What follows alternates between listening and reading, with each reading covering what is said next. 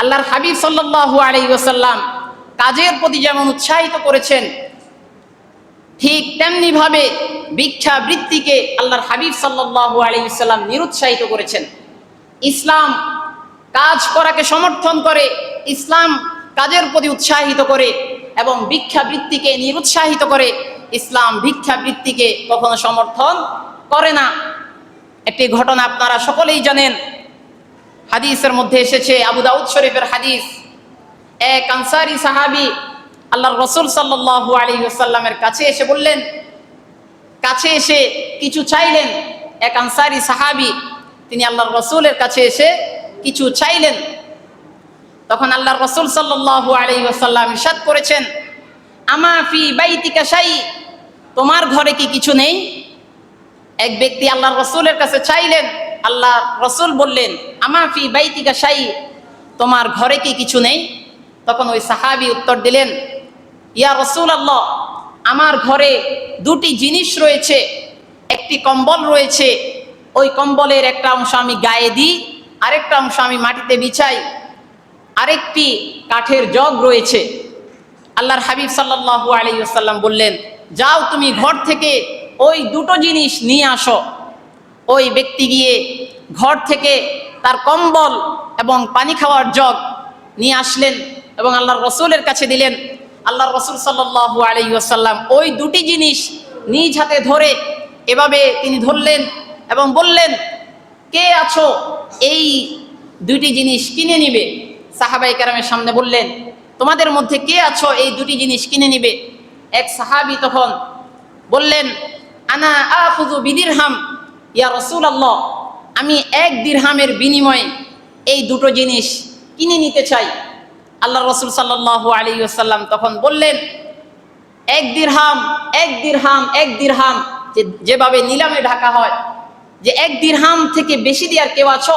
মাই ইয়াজিদু আলা দিরহাম, এক দিরহাম থেকে বেশি দেওয়ার তোমাদের কেউ আছো কিনা? তখন আরেক সাহাবী বললেন, আনা আখুযু বিদিরহামাইন ইয়া রাসূলুল্লাহ, এই দুটি জিনিস আমি 2 দিরহামের বিনিময়ে কিনে নিব। আল্লাহ রাসূল সাল্লাল্লাহু আলাইহি ওয়াসাল্লাম ওই সাহাবীকে দিয়ে দিলেন এবং তার কাছ থেকে 2 দিরহাম নিলেন। নিয়ে যেই ব্যক্তি আল্লাহর রাসূলের কাছে এসে কিছু চাইলেন, যার এই পণ্য, আল্লাহর রাসূল তাকে 2 দিরহাম দিলেন এবং বললেন, 1 দিরহাম দিয়ে তুমি তোমার ফ্যামিলির জন্য কিছু নিয়ে যাও এবং আরেক দিরহাম দিয়ে তুমি একটি কুঠার কিনে আমার কাছে আসো। ওই ব্যক্তি 1 দিরহাম দিয়ে ফ্যামিলির জন্য কেনাকাটা করে নিয়ে গেলেন এবং আরেক দিরহাম দিয়ে একটি কুঠার এনে আল্লাহর রাসূলকে দিলেন। আল্লাহর রাসূল সাল্লাল্লাহু আলাইহি ওয়াসাল্লাম ফাশুদ্দা ফি রাসূলুল্লাহ সাল্লাল্লাহু আলাইহি ওয়াসাল্লাম উদান বিয়াদি, আল্লাহর রাসূল নিজ হাতে মজবুত দেখে একটি হাতল লাগিয়ে দিলেন ওই কুঠারের মধ্যে এবং বললেন, যাও তুমি এই কুঠার দিয়ে তুমি গাছ কেটে উপার্জন করো, তোমাকে আগামী 15 দিন যেন আমি আমার সামনে না দেখি। ওই ব্যক্তি চলে গেলেন, কাঠ কাটা শুরু করলেন এবং কিছুদিনের মধ্যেই সে কাঠ কেটে বিক্রি করে কিছুদিনের মধ্যেই সে 10 দিরহাম উপার্জন করে ফেলল।